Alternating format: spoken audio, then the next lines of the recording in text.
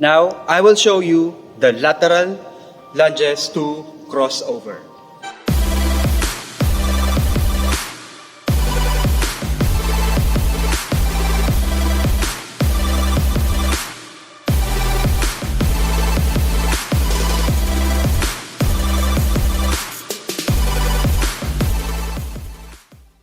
So, you have to make sure that you will be extending your legs, right legs to your right.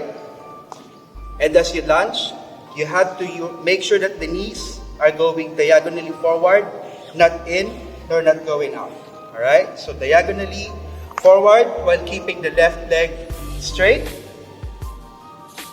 For this position, keeping this leg straight, and the quad muscles should be tight, core tight, keeping your back straight, and then up, and then crossover, forward, and then back.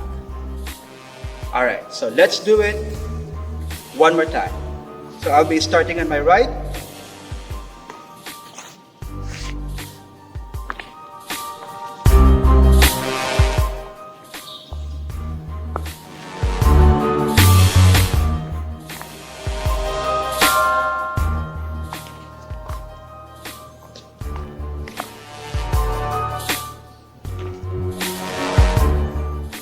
Last one.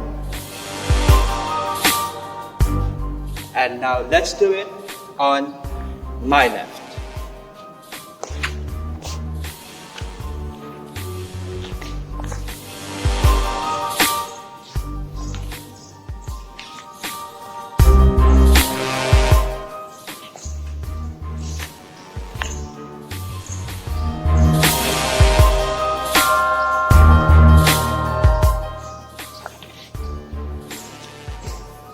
Alright, that's the lateral lunges to crossover.